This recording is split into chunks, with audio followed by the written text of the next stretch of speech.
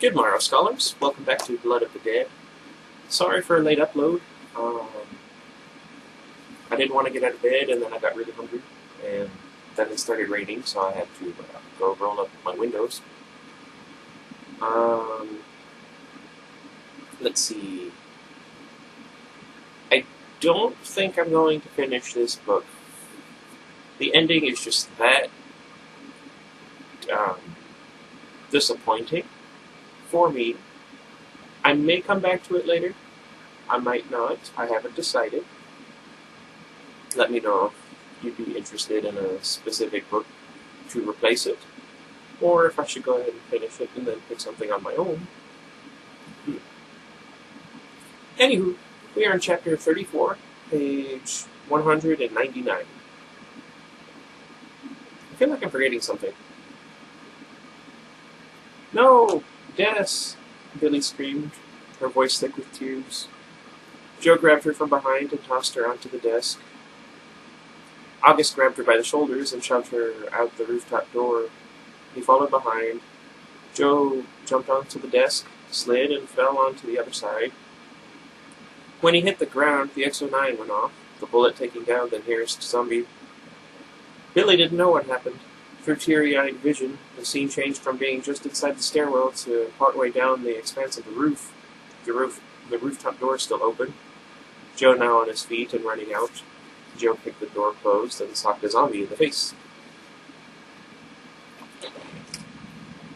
Her world crashing down, she shrieked and screamed, her voice choked by her own tears.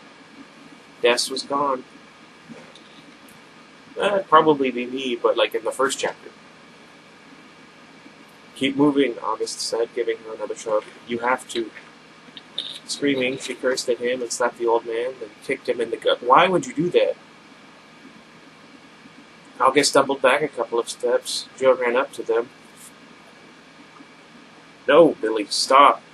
He held her back as she was about to pummel the old man again for taking away her friend. I really wasn't fond of Billie in the first place. She's not helping. Her best friend. No excuse. Joe took her face in his hands.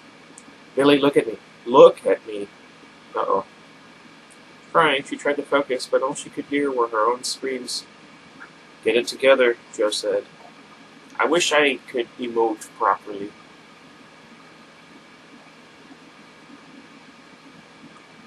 Joe, August yelled, running, waving them along. Joe spun and took out a couple of zombies edging closer to them. Billie surveyed the rooftop. Against a backdrop of hazy gray clouds, over 20 undead began moving toward them. And there was something else up there with them, something that took a moment to register as to what it was. A helicopter. You've got to be kidding me, Joe said as he pulled Billie along to meet up with August. The helicopter sat just on the other side of the walking wall of corpses, black and unmoving. One of its skis propped up against a series of vents on the roof. Huh. That doesn't sound good. August eyed the flying machine coolly, then nodded toward it. Let's go. Joe picked off a couple of the undead moving toward them and cocked the hammer again. Billie followed his example and shot a nail into the face of one and another into a different zombie shoulder. What? Oh, okay. That was an awkwardly structured sentence. She grimaced at having missed the head. Sorry, she said. The old man shoved his way through the deceased, paying no mind to the chance that one might grab him and take him down. Keep running, Joe said. Billie glanced back toward the door. There's nothing you can do for him, Joe told her. Oh, Des is gone. Stop it, don't say that. So sad. He stopped her, looked her square in the eye and said, I'm saying it. Tears leaked from the corners of her eyes anew, and she slapped him one good on his right cheek. The hot zing from her swat made Joe's skin sting. He may have deserved it. He may have not. What? He may not have. Either way, Billie needed to wait until she grieved over deaths. All of them did. The undead formed a semicircle and drew in closer, the circle getting smaller and smaller until Joe and Billie were on its inside, August on the other, running for the helicopter. Dead hands pawed at them. One grabbed Joe by the shoulder. He shoved it off, delivered a swift hook to the side of the zombie's head, then kicked another in the face of one straight ahead of him. The dead man dropped and the blood pooled around Joe's boots. Billie yelped as a pair of hands tugged her back and to the side. Sorry. A couple zombies had grabbed her in a bear hug, arms pointed toward her body, forbidding her from raising the nail gun and taking them out. Joe spun on his heels and blasted one of the zombies that held her.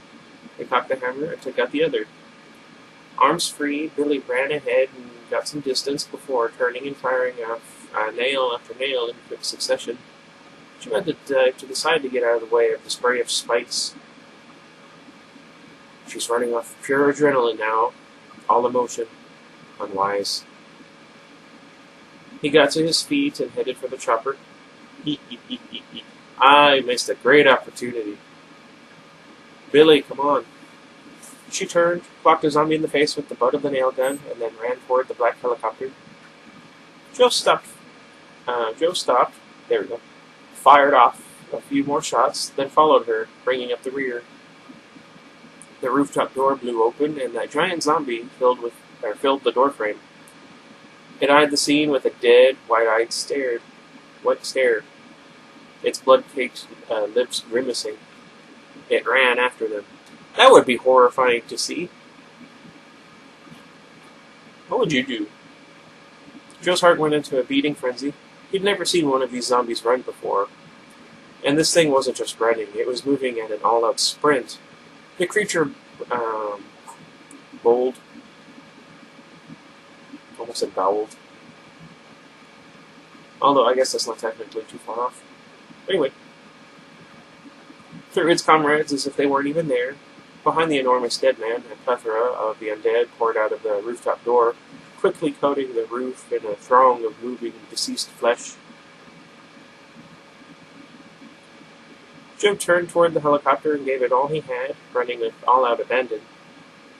The propellers fired up, slowly at first, but soon they were moving at a blur. August leaned from the pilot seat, waving Billie in through the side door. He was saying something, but Joe couldn't make out what above the roar of the propeller blades.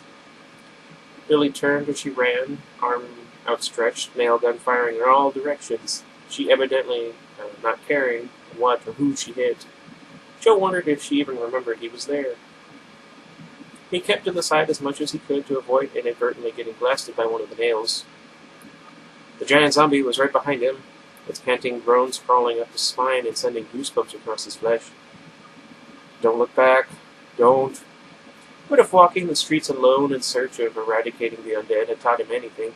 Looking over your own shoulder was what was needed to survive. You're only paranoid if you're wrong. Joe glanced back. Large grey hands reached for him and grabbed him by the face. His feet left the ground and he was dragged over to the building's ledge. Joe! The voice was somewhere behind the dark of the dead man's palm, somewhere above the din of spinning helicopter blades, somewhere underneath the constant moans and growls of dead men and women. August? The voice was faint, almost a whisper. It was female. Billie? He raised the XO9 and fired the two shots it could handle, hoping he hit his target in the head. 2 low grunts, 1 for each bullet fired. The hand remained on his face. Out of necessity, Joe let go of the dead man's wrist and let his head support his body weight. I don't think it works that way. He felt around for the holster and slid the XO9 into it. Then he reached up and clawed at the dead man's fingers, hoping to release them just enough to see what was going on. He managed to pry them loose enough so that his left eye was uncovered. An empty street lay 30-some stories beneath his boots. Pain from the iron claw-like grip around his head spiked through his temples. Blood oozed from the undead giant's lips. From the little Joe could see, it appeared the X-09 had slugged the creature twice in the chest. Black blood trickled out of the wounds, but it wasn't enough to stop it. He couldn't see the helicopter. Go ahead. Drop me. They're gone. I'm ready to go too. Time to see April. Uh-oh. Joseph? There's that voice again. Anyone else think of Sheen? Joe. It sounded pleading, begging him not to give up. I need you. Billie? No, not Billie. She wouldn't call him Joseph. That's my brother's name. April?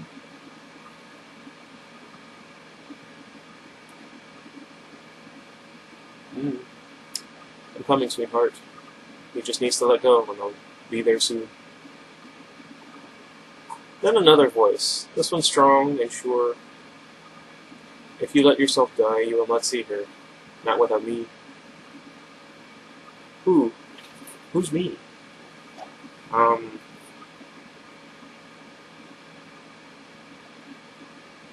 Anyway.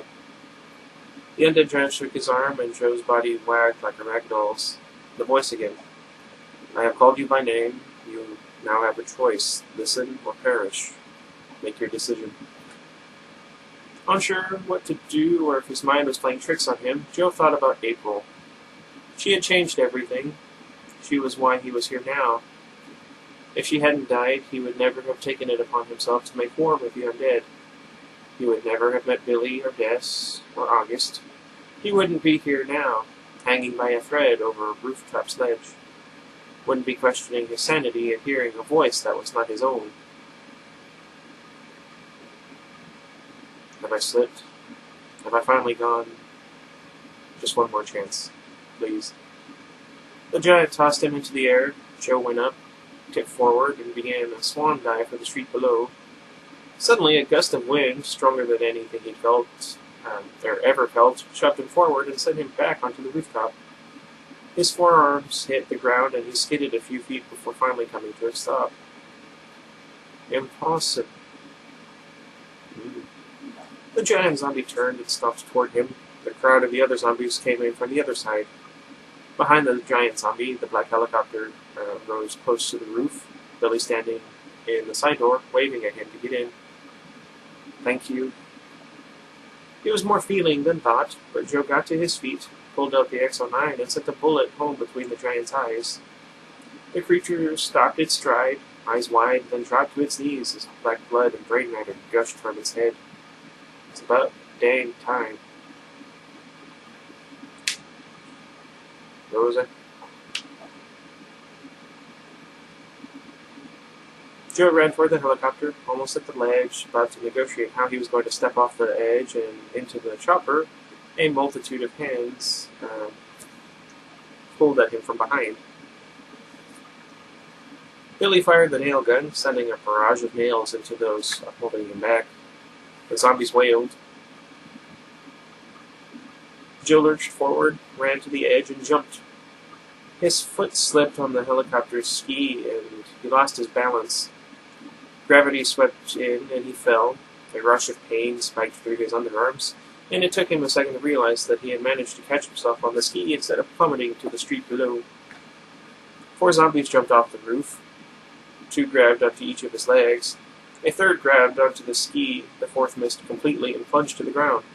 The helicopter tipped to the side. Through the open door, Joe heard August mutter something as he tried to right the thing. Shoot them! Shoot them! He screamed at Billie. She aimed the nail gun at the ones by his legs. I can't get a clear shot. Let's shoot the other one. She aimed at the one hanging onto the ski with one hand. A nail into its throat was enough to force. The zombies tugged at Joe's legs. He slipped, then caught on the ski with his left hand, his weak hand. The other still clutched the X-09. There was no way he was going to drop the gun, even at the expense of his own life. Without it, the gun symbolized everything. It was who he was without April. Huh. That's interesting. Gripping the bar as tight as he could, he slowly aimed the XO9 at the head of the zombie, clawing up his right leg. He shot. The creature's face exploded. Its body fell. The other dug into his skin with its sharp nails. Joe's hand began to slip. Fingers aching, he wasn't sure how much longer he could hold on. The zombie bit into his boot and was greeted with a mouthful of steel. Poof! I don't know. A nail appeared dead center of the zombie's forehead. There we go. Its mouth dropped open. Joe kicked it in the face, and the thing tumbled it to the ground. The weight of the undead suddenly gone, Joe thought he could pull himself up. The moment he tried, his sweaty fingers slipped on the metal of the ski, and he fell. Dun dun dun dun dun dun. I guess I could end it here and just say everybody died. No, I'm joking. A pair of small hands locked around his wrist and clung on with everything they had. Joe looked up. Billie was squatting at the edge of the side door of the helicopter, a smile on her face, her glasses slipping down her nose. Joe tried pulling himself up with his left hand, but couldn't, lest he risked pulling too hard and yank Billie out of the helicopter. Still holding the XO9 in his right hand, he carefully pulled that arm up and tossed the weapon into the helicopter. Hand now empty, he latched onto the helicopter ski and simultaneously pulled himself up with that one while using the hand Billie held for support. Once he was no longer dangling from the ski, he searched for a better place to put his hands. Wait, what? Let go, he told her, eyeing the edge of the side door. Hesitancy flashed across her face. I need my other hand, he said. There seemed to be some debate going on behind those big blue eyes of hers. I'm serious, let go. Behind the roar of the helicopter blades, he heard August yell, Help him in! Hurry! I don't really have an old man voice, I just thought about that. Oh well. I wish I could do an impression of Herschel from The Walking Dead. I miss Herschel. Great. It just made myself sad for the rest of the day. Where was I? Billie pulled up on his arm. Her grip was slipping and his body's position was awkward. Her finger suddenly went from being around his wrist to clasping onto the cuffs of his sleeves till all she held was leather between thumbs and forefingers. The weight was too much and her hands snapped back when she released the fabric and tumbled back onto her behind inside the helicopter. Gravity swept in and Joe dropped. His left hand caught the edge of the ski, but his arm and shoulder took most of the blow, and the muscles strained from the sudden jerk against them. Joe! August shouted from within. Billie was at the side door's edge, leaning over, panic written across her face. Joe dangled there, wind whipping at his legs and blowing him toward the back of the chopper. Grunting, he leaned into the wind, trying to straighten himself and get a hold of the ski with both hands. Are they called skis? Oh well. The helicopter slowed a little, but it was still moving up and forward at a good clip. The weight was too much and Joe's arms straightened. Taking heavy, deep breaths, he tried to calm himself, slow down. He closed his eyes and purposefully ignored that his body was slowly being pushed by the wind toward the back of the helicopter again. Growling, he held the ski tight and tried pulling himself up. Again. For April, he thought. Whoa! I don't know. His voice gurgled at the end and his head dipped. The city streets were a maze of rooftops and ruler straight lines far below. There. Excuse me. The city... oh, okay. Something grabbed the back of his coat and began pulling him up and forward. Up. Go. Pull. I don't know. Grunting, he slowly worked his hands up off the ski and onto the side edge of the helicopter. He then grabbed hold of something, plush and leathery. A seat. Then something bony. A leg? Billie. What? I don't know. Sorry. The tug against the back of his coat persisted until finally he was inside the chopper, lying on his stomach, up to his knees, feet hanging out. He lay there panting, the icy wind whipping against his legs, sending sweet shivers up his body, pulling down his sweat-soaked skin. Throat dry, he forced himself to swallow, then he used the rest of his strength to finish the job and get himself fully into the helicopter. Billie grabbed him and helped him to his seat next to hers. Or, to the seat next to hers there. I don't know. Thanks, he said. You okay? August asked over his shoulder from the pilot's seat. Joe waved at him, signaling that he was fine. Billie looked at him with glazed eyes. Thanks, he whispered, still out of breath. She bit her lower lip, nodded, then turned and faced the window. Okay. Through tear-covered eyes, Billie watched the roof of the Richardson building drift away, the moving bodies of the undead milling about. It stopped seeming less and less dangerous as the helicopter ascended.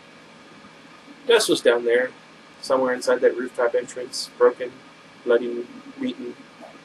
She had to fight to keep the mental image of his blood-soaked face and torn flesh from invading her mind. Was he completely gone, or was he one of them now? She would never know. August hadn't said anything since she had pulled Joe inside the chopper. Instead, the old man sat in the pilot's seat, hands on the cyclic, I don't know, and collective, eyes fixed forward. Joe sat in the seat beside her, hunched over his legs, forearms resting on his knees, head down. She didn't have to see his face to know he was grieving too, and that a million thoughts of failure were piercing his heart. Oh, my chest hurts. Des, the goofy kid with brown hair and a skinny frame. Des, the young man she had known the longest throughout all this mess. The one person she could count on if she ever needed an ear, a terrible joke, or just a cup of milk. That's what started all of this. Des, self-proclaimed zombie wrangler, at first only in video games, but then in real life. Yes, her hero. He had been there for her in the early days, back when the rain first poured and the world went to you-know-where. They had met online. What the heck? Oh, okay. What was that? Both frequenting the same message board, each leaving messages like, is anybody out there? Or, who else is that? ZW1. I don't know. Zombie Wrangler. Yeah, you are, she thought. She wiped the tears from her eyes and buried her face in her hands. She half expected Joe to reach over and offer some sort of comfort. But instead she was left to sit there alone and think about the one who had laid down his life for her. Des had been the only person she had really confided in after the rain. One night he had come over to her place to help her install some extra RAM into her PC. I don't know, does it work that way? Once the task was completed, he was about to go, but she asked him to stay. She didn't know why at first, perhaps because the weeks of lonely nights were finally getting to her. Perhaps it was because she was getting tired of no longer being able to hear a human voice and only read them on a computer screen. Perhaps because all she needed was a friend.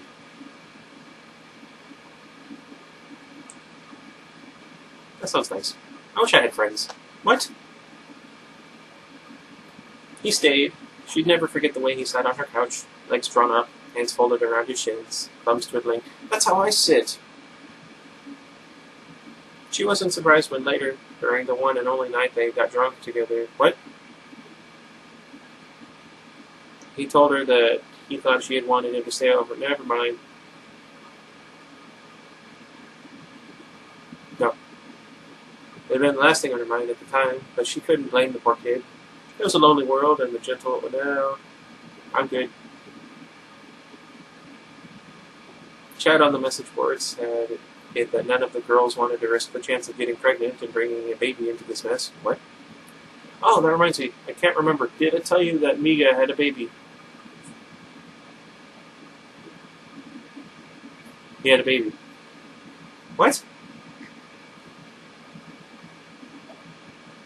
As far as anyone was concerned, they were the last generation.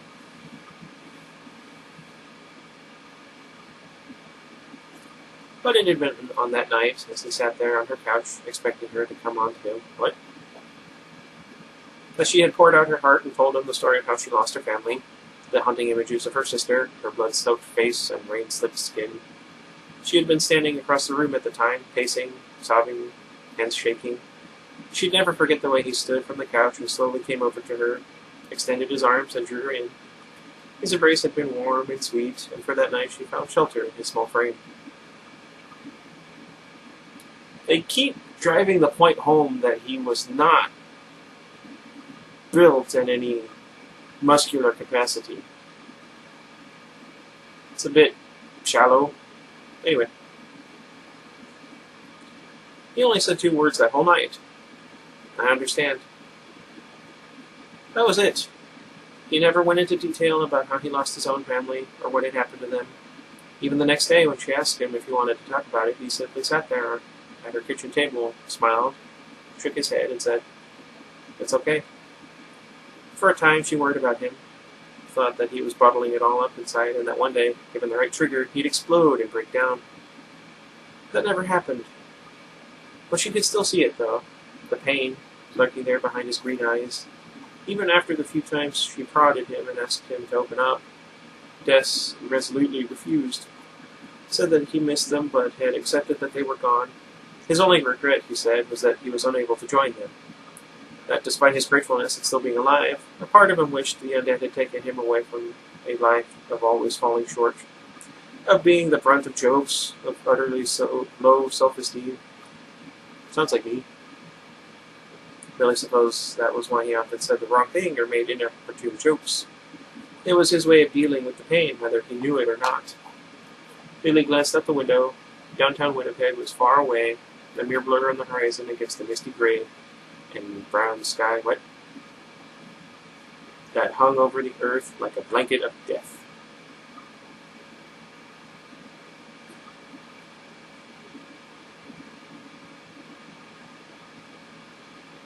Okay. Well, that took a lot longer than it should have. Sorry. What was I going to say? I might come back to that later. The next 2 chapters, or the next 2 days where I read 2 chapters, it's going to be both from here. I want to finish this book, but I'm not reading without you guys. So, yeah. Also, a buddy of mine's moving back to Texas. He's asked me to be roommates. If I say yes, it'll be a while before I can start uploading videos again because, need to get moved in, then we need to get internet and whatnot set up, and then go from there. So, I'll keep you guys updated. I don't know that I'll say yes, but we'll see what happens. Anyway, until next time, goodbye everybody. Good luck.